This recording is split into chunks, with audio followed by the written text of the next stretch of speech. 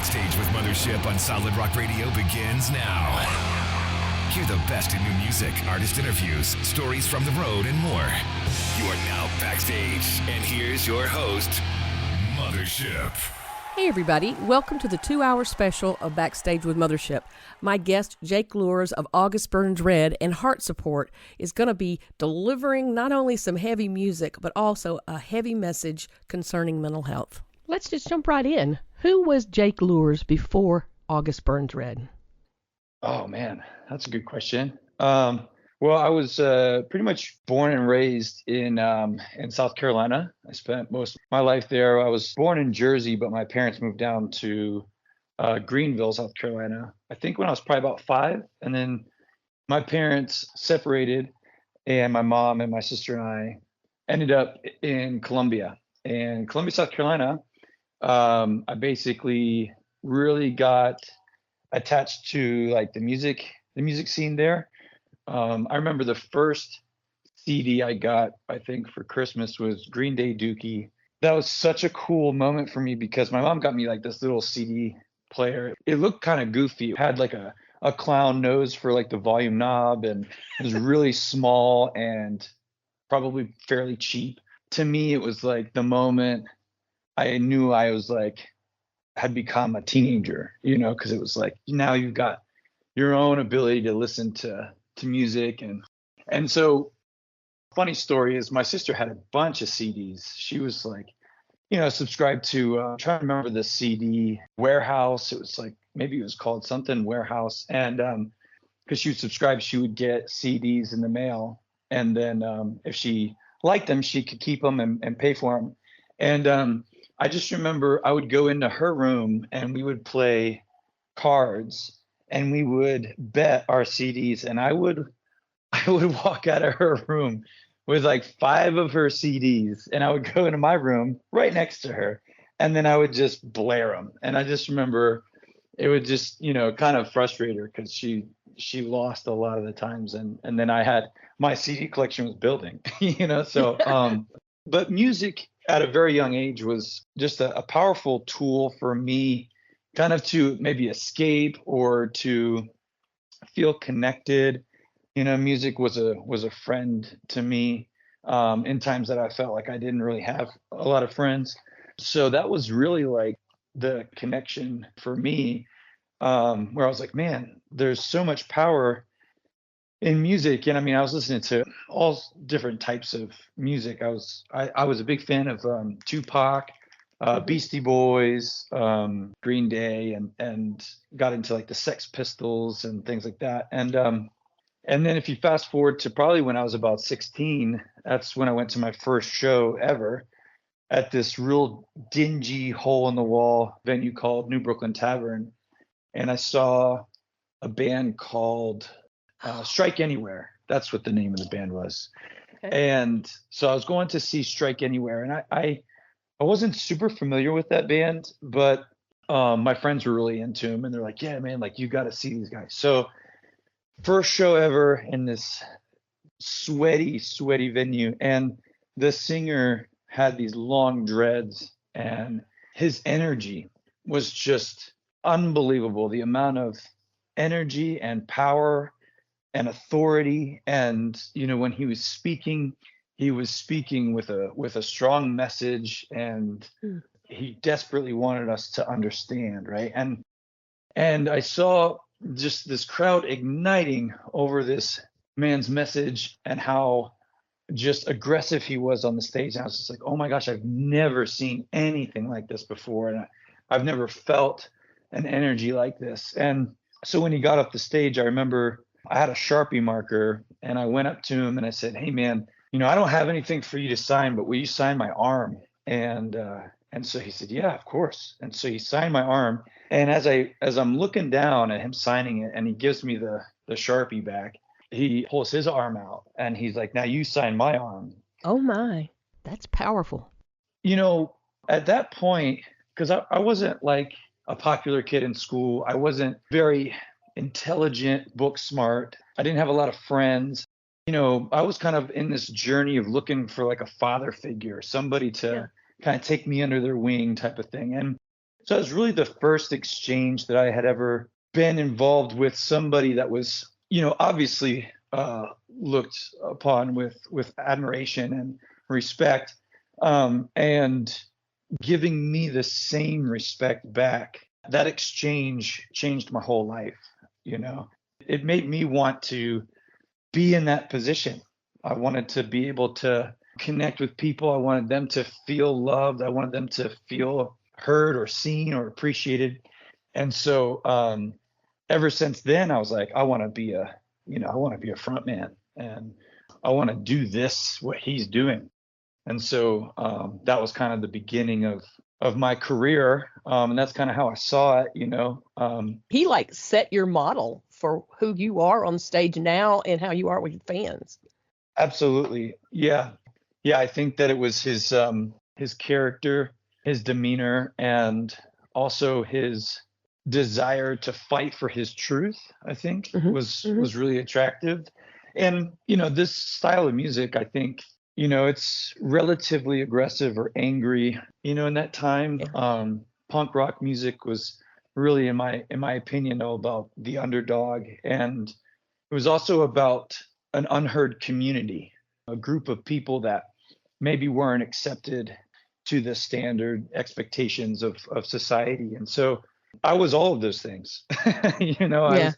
I wasn't fitting anywhere. And this guy told me that I fit right here and that I'm just as important as he is. And so, yeah, there's a lot of power in that, man. There was just so much that happened in that moment. So that was huge. Absolutely. What year was that? Oof. Had to have been maybe 2000. Yeah, So that- probably around 2000. Mm-hmm. So that catapulted you in the direction of doing music. Yeah, absolutely. Absolutely. And I went to college for introduction into audio engineering and music business.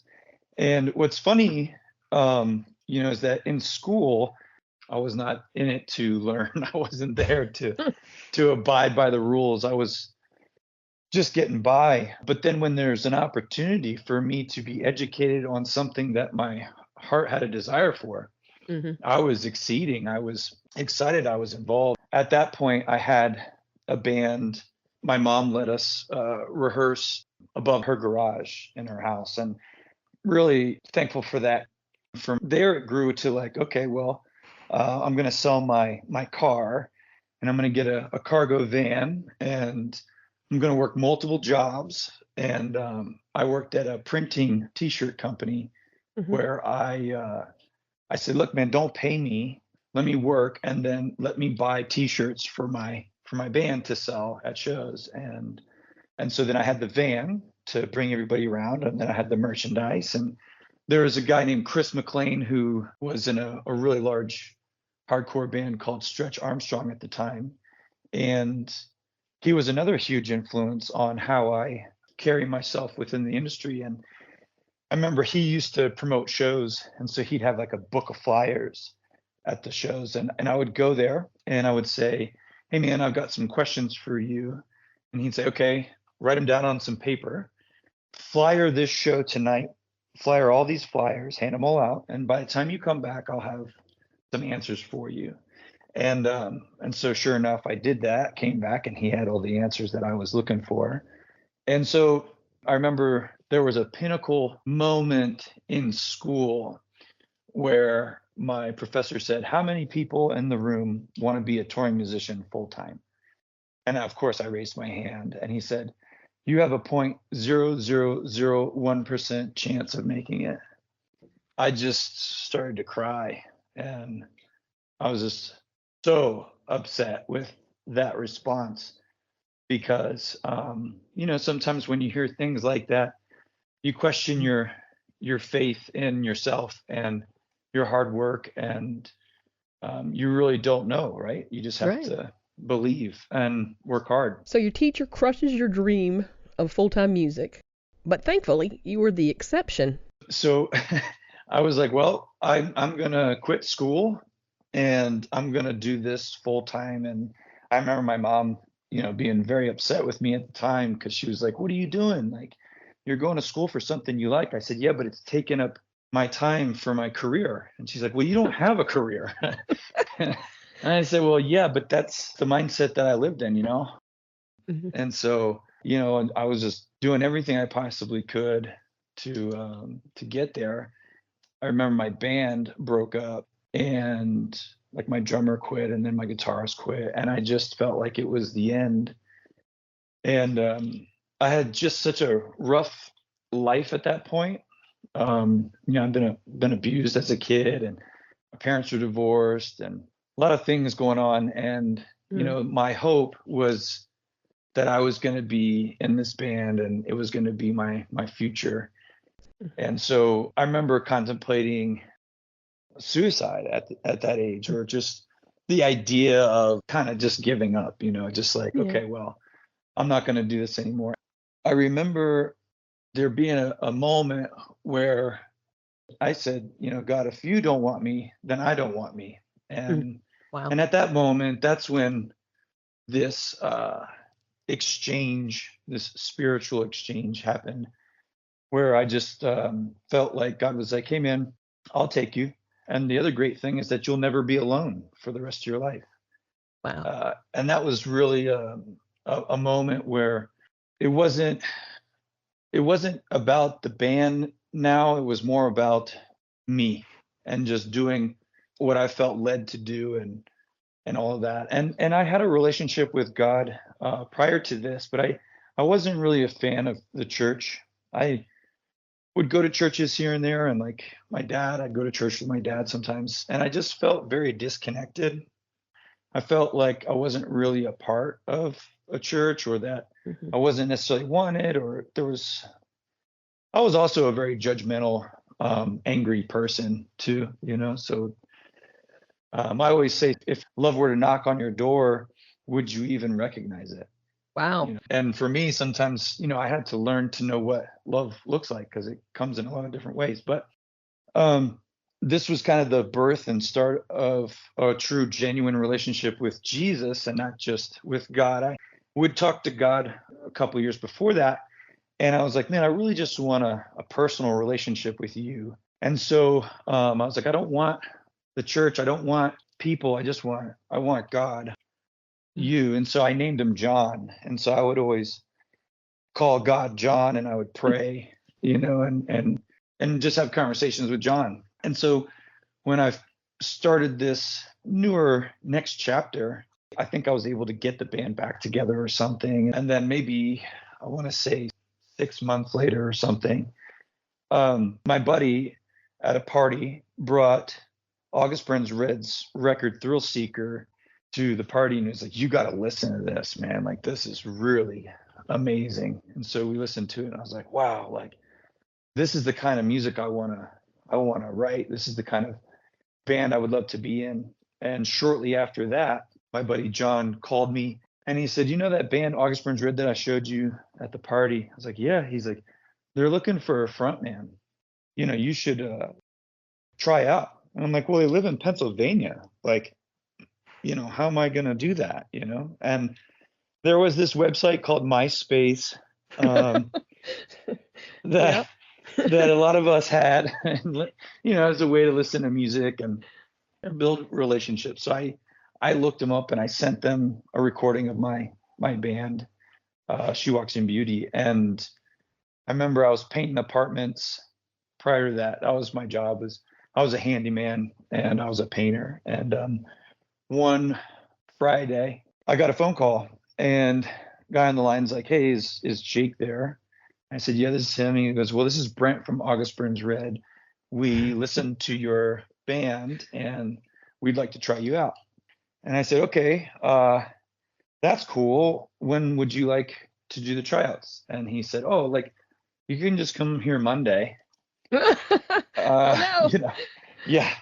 And I'm like, well, I mean, I didn't question it really. I was like, okay, How can I get from A to B, right?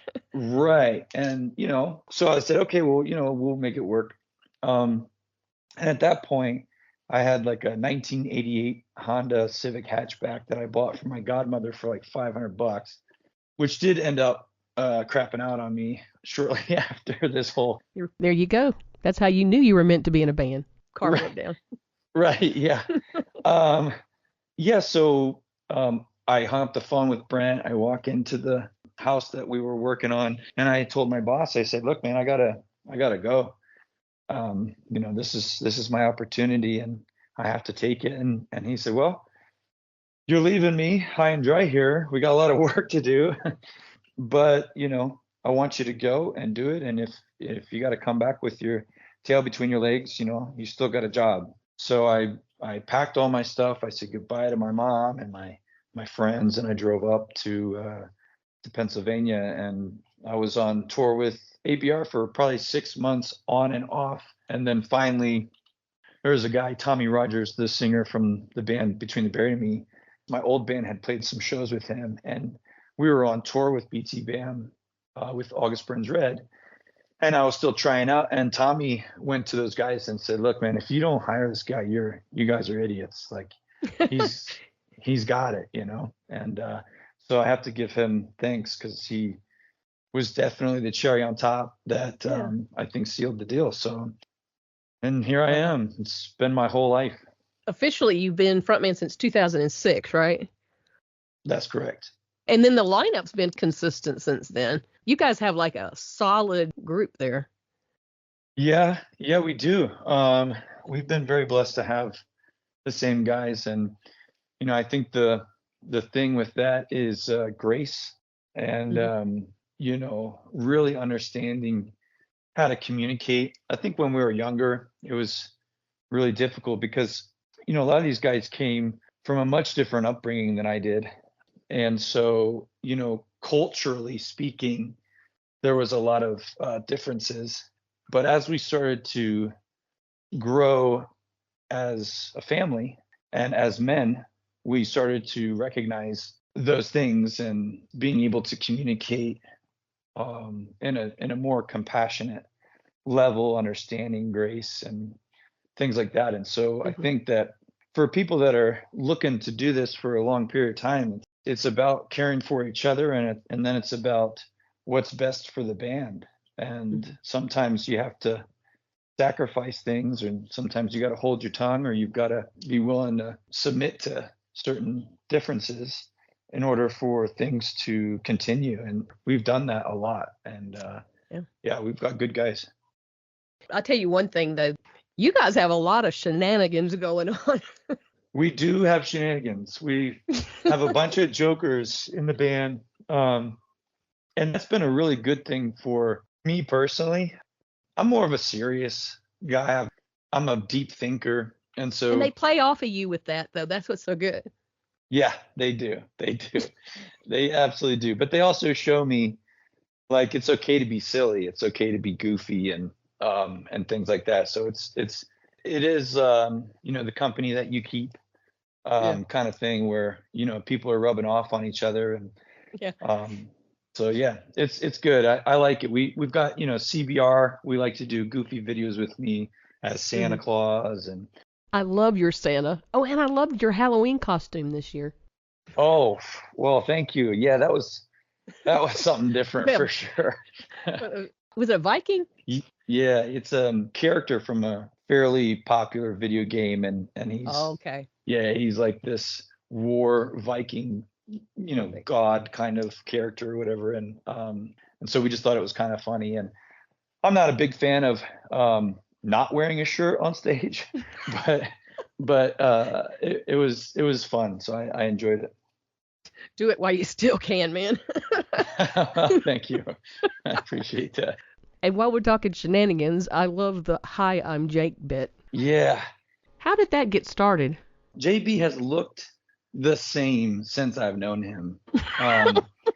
And it's like he doesn't age, and he wears the same attire. He's just got he's just got his look, right? And so for me, I've changed over the years, or I might do something different, and so he loves to pick at me with it. So he'll put my stuff on, like if I got new glasses, or if there's jewelry or a new jacket, and then he'll the first time he just put all my stuff on and was like, "Hey guys, it's Jake," and He thought it was so funny. Because he Ran thought it with was so funny. It was so funny. Right, exactly. So he's Yeah. been doing that, I feel like, for like 10 years now. I can't I can't believe he's still ripping, but He needs some new material, right? right. Well, yeah, just wait until I get a new look and then he'll have new material. Oh my goodness. While we're thinking about some of the things that you guys do for the fans, I just want to say I love your cover of Chop Suey. Thank you. Thank you. The story behind Chop Suey was that we played that song before every set for years. And so we all knew, our crew knew, everybody knew that, okay, we're about to play Chop Suey, which meant we had about 3 minutes before we were to sit on stage. And so we kind of we kind of used it as our prep song, and like everybody's heads in the game, and you got your time running down here. And so after a while we were like, man, maybe we should just cover that, and that would be a lot of fun for our fans to, like, our real diehard fans who've seen us would go, oh, that's really cool. So we started to play Chop Suey, our version. And what we would do is we'd play the first part of it, and then we'd walk out, Right. and then we would finish the rest of the song in our version. And the thing about that song is that I've never been able to, not that I've never been able to, but I've never really had the opportunity to sing with August Burns Red. There's like some pitch yells, there's maybe some dirty singing. We'll call it dirty singing because there's some dirt on my voice, kind of in the back, but I never got the opportunity to actually sing. So I was really excited to showcase that. And JB is a very meticulous, very particular guy when it comes to in the studio. Like, we really want to make the best product. And so when I recorded my singing for Chop Suey, him and I listened back after I was finished, and he didn't have a single edit, which was extremely unheard of for JB to not have something that he didn't think could have been better, which, that brings our band to another level of professionalism. So I don't discredit what that is, but I'm just saying it was really cool for me to be able to sing and him not have anything to say about it in a negative connotation. So yeah, it's got a special place in my heart for sure. Love it. Switching gears, how do you balance your home life with your touring life? Well, it's changed over the years. When I was young, I didn't really have a whole lot to come home to because my family isn't based in PA, and I just wanted to tour and see the world and live out my dream. But as I grew up, obviously, and now I have HeartSupport, and I opened a gym during the pandemic, and my partner, and all these things. So, like, I think really for me, I tried to prepare myself for being on the road because the routines are much different in a lot of ways.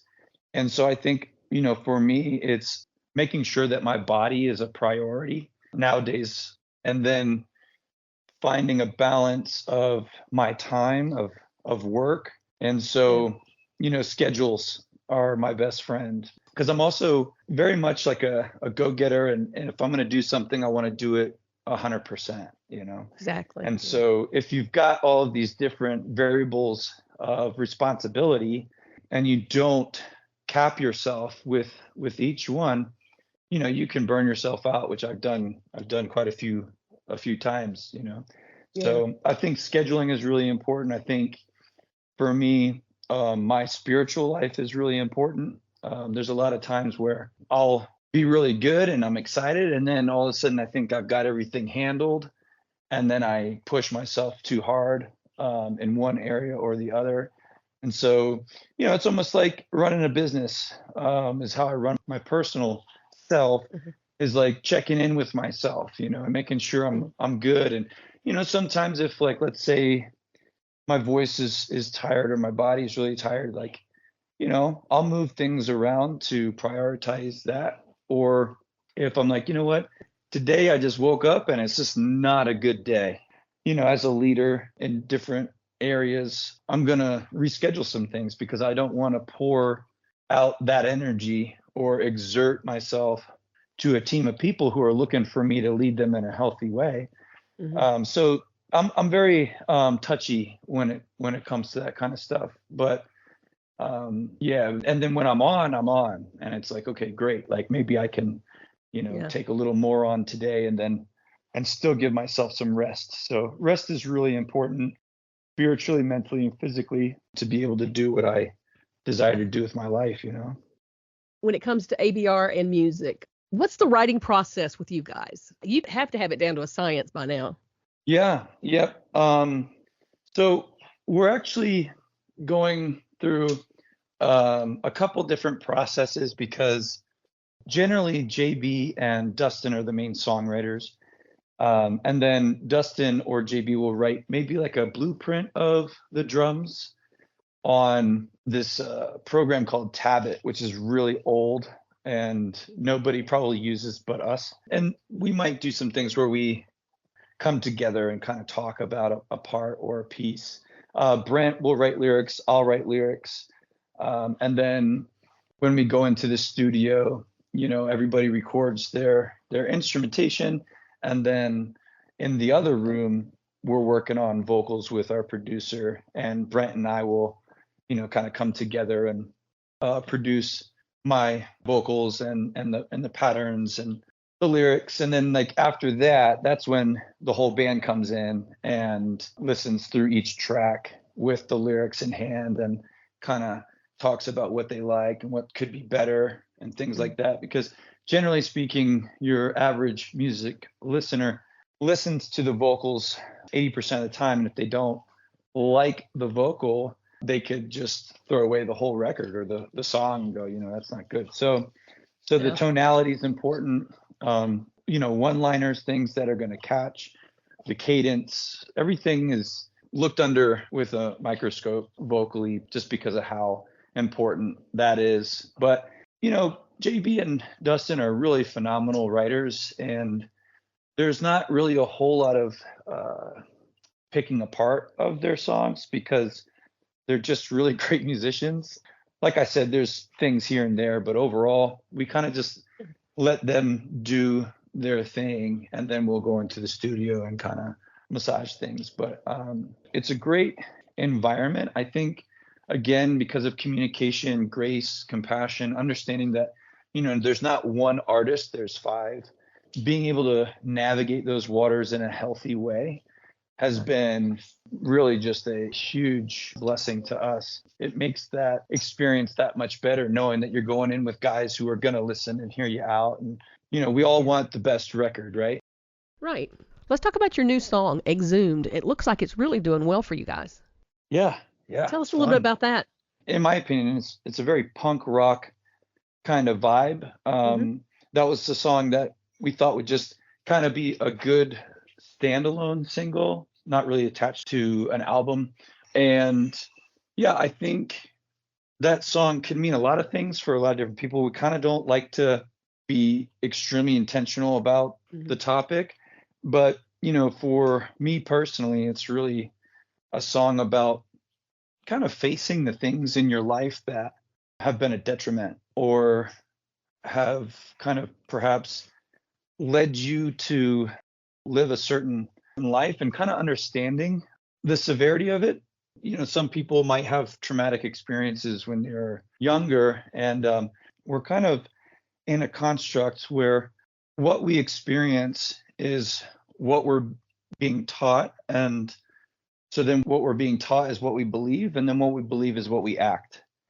And so anyone, I think almost everyone, I don't know that I've never met a person that hasn't had things that they were taught or experiences that have led them to believe things that maybe are holding them back from either truth in their life or truth about who they are or truth about their abilities to pursue the life that they feel that they were created. And so that song is really kind of about putting to death those demons, putting to death those obstacles or those traits that maybe you need to find a path of healing, or maybe you need to put down a certain relationship, or forgive or something, those types of things, so that you can kind of grow and become the person that you were intended to be.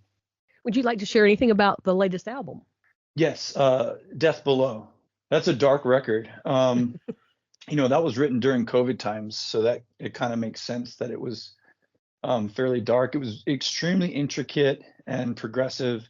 I think definitely one of the more progressive albums from August Burns Red. And I feel like it's got its own place. And, of course, it's just so funny. Like, you got listeners that are like, this is sick, like, this is really cool and different. And then you've got people that say, you put out the same thing every time. And then when you put something else out that's different, they're like, what is this? So, you can't win. No, you can't. And I think it's a good representation of where the band was. And I think almost kind of like where society was in this place of just feeling really hurt and broken, So I think it's a unique record though, for sure. And we had a bunch of great guest vocalists. I mean, Under Oath, Spencer from Under Oath, and Jesse from Killswitch, which is like a pinch me moment, I think, for our band. We've had so much admiration and respect to the legends of Killswitch Engage. So when Jesse was like, man, I want to, and he came with joy. He really is a real artist, and he really is a humble man. So working with him was a great experience for me. That was some pretty sick artwork too. It was.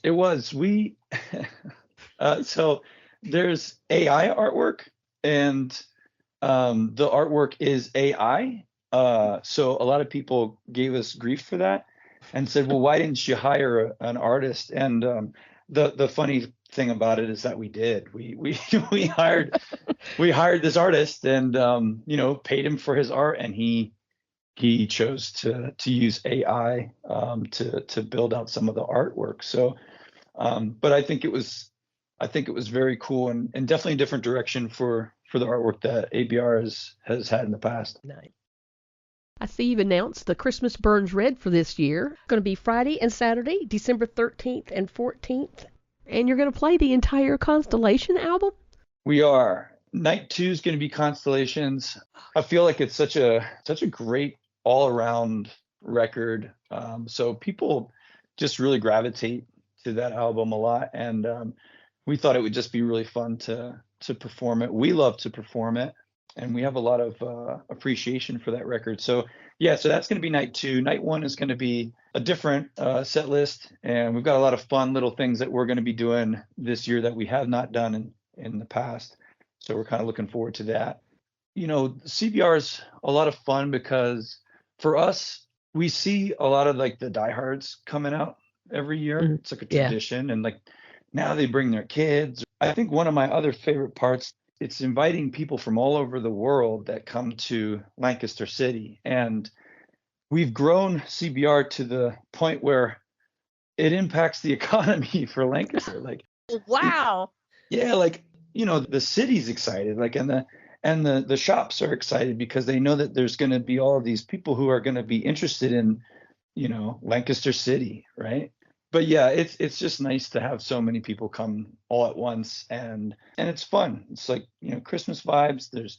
We've got Christmas sweaters. There's tons of great bands, and then there's these unique mom and pop shops, and so everybody has a good time. It's really nice. Speaking of sweaters, you've really got some great Christmas merch this year. Yeah, that's always fun too, and like the band is involved in a lot of that. Like JB really mans a lot of the designs and things, and they always seem to find some way to put me in something, in a design, and it's always just a really good time. Yeah. I know y'all kind of had a running joke about this, but of course you do not do vocals on any of the Christmas songs. What's that like for you to be sitting on the sidelines, of course dressed as Santa, while they do Christmas songs? Yeah. No, I think honestly, I think they've become their own thing, and I really like the idea that so many people like to play the the Christmas carols, our version, when they've got their families around. And surely that would not happen if you put me on the track, right? Somebody listens to me screaming during Christmas when they've got their whole entire family. I mean, I would, but I know what you're saying. Yeah. So I like the idea that it's kind of just, the band and then, obviously, because we like to really stack the Christmas shows, it kind of also gives me some time to breathe or take a break. And also I get to enjoy them, for me, I get to look at my bandmates performing, which I don't ever really get to do, obviously, but I get to see the interaction and the excitement and the joy. And it makes me grateful, that I'm in the position that I'm in where, I'm a part of that band and I'm a part of this experience. And so it gives me a minute to fill my own cup and be grateful for it. Well, Carol the Bells, it just doesn't get any better than that. You can't beat it. You can't. And it's kind of fun for me because, sometimes I'll watch hockey around Christmas and like they might be playing it in the back, or that's so there might be like a TV show or something they're using our cover. So it's cool. It's a cool little add-on for us. Besides your work at ABR, you also have founded a ministry called HeartSupport. Would you give us the backstory? Yeah. So HeartSupport was birthed when we went out with A Day to Remember, I think back in 2011. And that tour was the first tour that I was ever on where every single show sold out. And we played these back-to-back shows in Chicago. And I remember playing the first Chicago night, and I was just so blown away by the opportunity and that we were on this tour. And I was praying and I was just talking to God, and I was like, man, I really want to give back to you, and how do I do that? And it was probably 2 a.m. and I'm laying in my bed and I just get hit with this idea of giving people, my fans that I had, talked to over the years, because I kind of made a little promise to myself probably 5 years prior to this, right when I started in 2006. I was like, man, I'm going to go talk to fans. And at first it was, can I get a picture? And I love this song. And then it kind of turned into things like, hey, I was a heroin addict and now I'm 6 months sober because of your song Composure. Wow. To, I was abused as a kid and, found a way to forgive my father through your song Redemption. And so I've been hearing a lot of these stories. And I think the part that upset me the most was like, we would have these conversations, me and a fan, and they would open up and they would share things that they may have never shared with anybody. Right. And so we would talk about that. And then I would get on my van or my bus or whatever, and they would go home. And so they would go to the same environment and the same situation. And so there was like a glimpse of like hope, of change, or of just loving somebody in the moment. And then it would just dissipate after the show. And so I was like, man, this idea of coming up with a place for ABR fans or people in the music industry, fans of metal music, to go and not feel judged. They didn't have to share really who they were or where they lived, but they could come to a place where they would be understood or heard or accepted.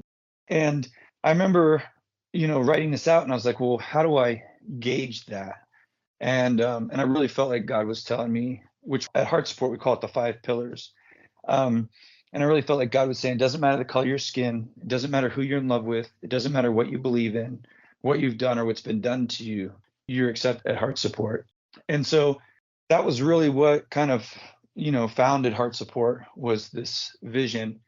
And there's so much, obviously involved in it, because I built it for the past 12 plus years or whatever it's been. But now it's really a beautiful place, and really helps a lot of people just when they don't feel like they have anywhere to go, or when they just need to share or be encouraged. And it's like for people that are going through stuff, myself included, like when you're going through it, you feel so alone, and it's a dark place, and trauma or really tough experiences, whether we acted in those, or they were done to us, like plays with our identity and tells us kind of who we are. And so when you go to HeartSupport and you can share and you find out that there's other people that have experienced similar things, it's so refreshing, and it feels good to have someone else share back. And then it gets into,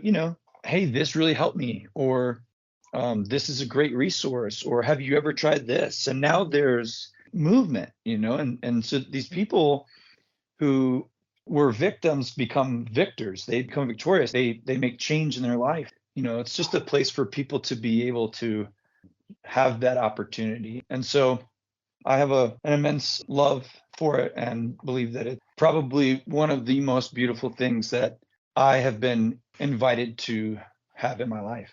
That's awesome. I love how you took this to the next level. In my experience watching other bands that I know in this genre, you have a unique opportunity to minister to your fans kind of one-on-one. The metalcore scene, the hardcore music, it's very grassroots. It's very honest, it's very transparent.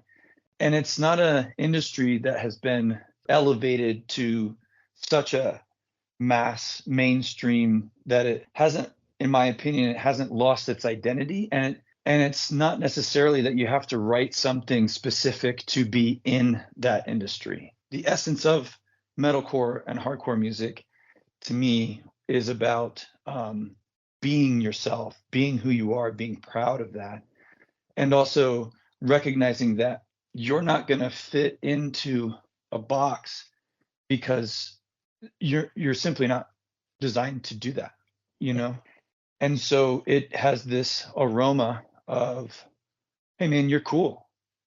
You're cool where you're at. And you can be who you want to be here. And I don't think that the metalcore scene has lost that.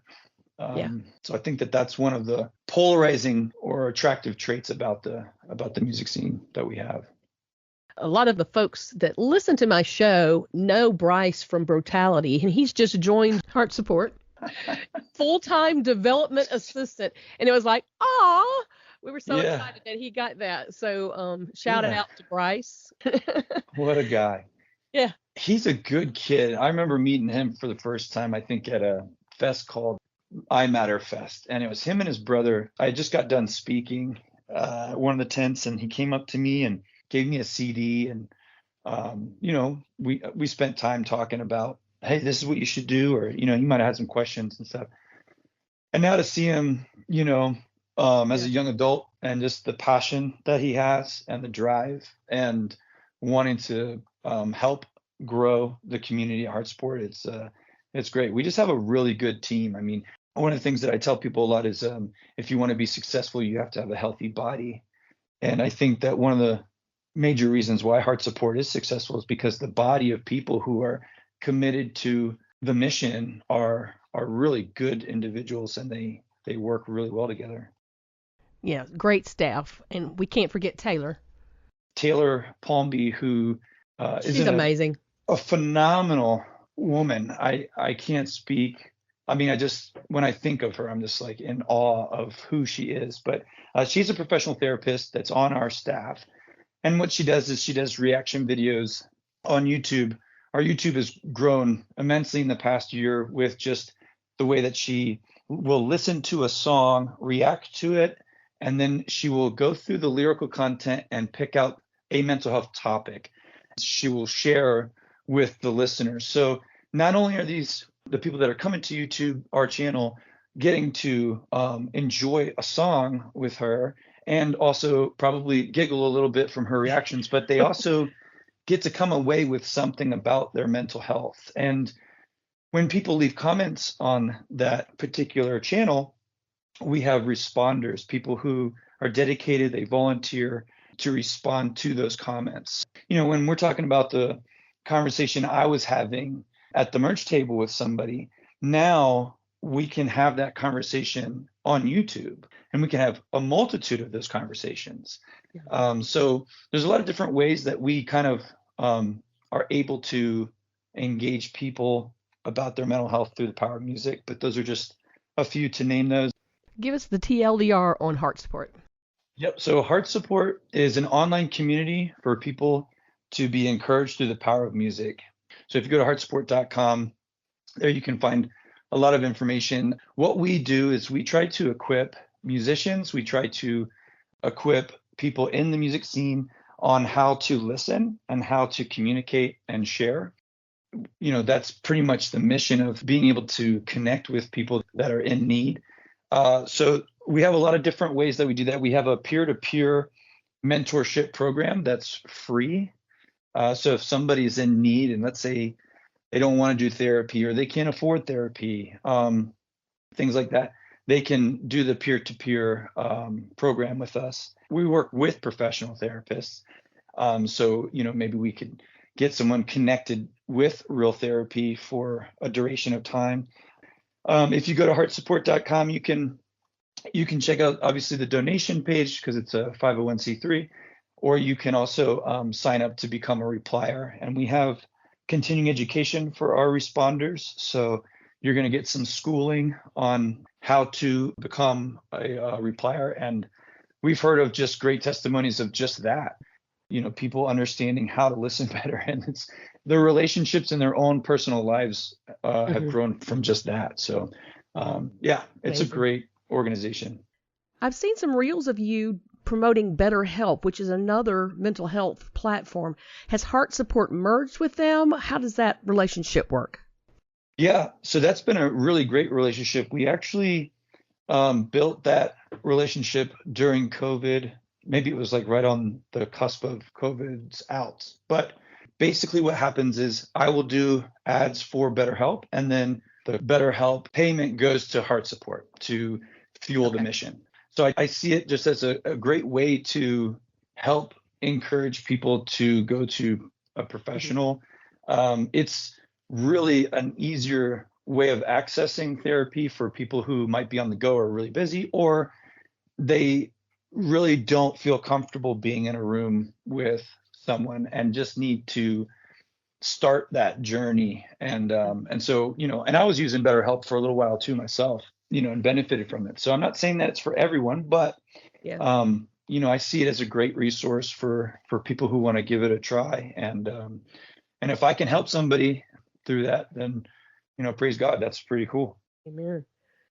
If your life was over tomorrow, do you feel like you fulfilled what you want your legacy to be between the band and HeartSupport and the gym? Is there more? There's definitely more. Yeah, there's definitely more for me personally. Like I really feel like I'm wanting to write a book, and there's more that I want to do with HeartSupport and with my gym and with the band. But, I would say that with the time that God's given me thus far, I feel very blessed to have been able to be a vessel for his love and his kingdom, and the things that he's gifted me to shepherd, I feel is beyond my comprehension as far as, what I would have wanted to accomplish with my life. I mean, it really is pretty amazing looking back at, who I was as a kid and the life that I was probably intended to live based on the things that I was surrounded by, to go on a journey with God where, he really taught me and is still teaching me what a real man looks like. And that's Jesus, in my opinion, being able to teach me and mold me to fight for the things that he's given me. And so, I would say that if I were to not wake up tomorrow, I'd feel, pretty good about the impact and the life that I've been given to live. Amen. Before we go, any last words or message to your fans? My fans are great. I'm very thankful for the fans of August Burns Red and HeartSupport and just people who are just fans of me and who I've become. Like, I'm very thankful for that. It means a lot to me personally to know that I'm appreciated and that I'm loved. And I think that, I had a friend pass away from cancer, and then I had another friend commit suicide within about 2 weeks of each other. Oh no. And the I'm message that's okay. The message that she left with me was, because I was talking to her on the phone when she could communicate, and I asked her, like, what do you want the world to know? Because you're leaving here soon. And she said, invest your time into things that give you purpose and to have fun. And then my buddy, the last conversation I had with him, he was a veteran MARSOC guy. He said to just be brave and to, if there's something that you feel you need to do, you just need to do it. And so I've taken both of those things to my heart and have made some fairly large changes in how I live. But, I would love for the listeners to take a moment and think about that for themselves, because those things spun me around for a good bit of time.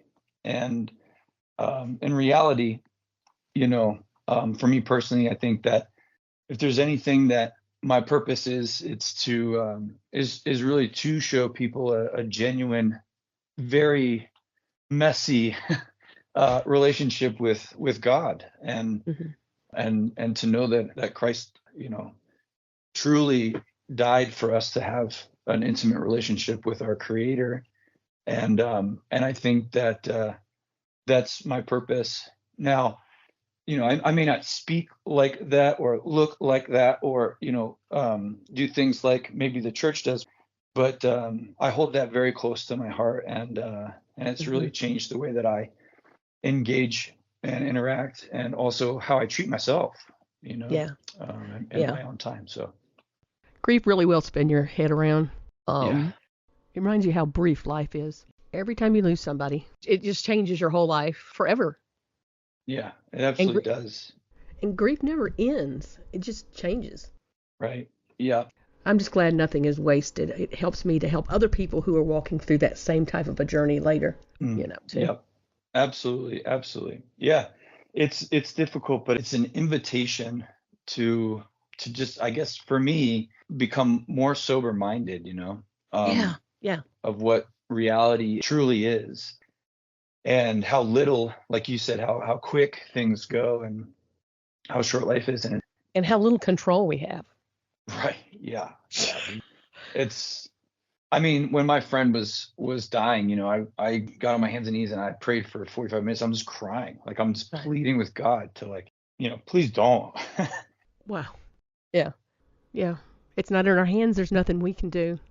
No. Yeah, you can't. And a lot of times we don't, obviously we can't understand. And so it's like, I think in Proverbs, lean on God's understanding and not yours. And it's like, that's a heavy request. It's so funny. Like, I think in the early years of me understanding Christianity and maybe how I perceived it, or I think a lot of people perceived it as like, when you're a Christian, everything's great and you're always happy and all that kind of stuff.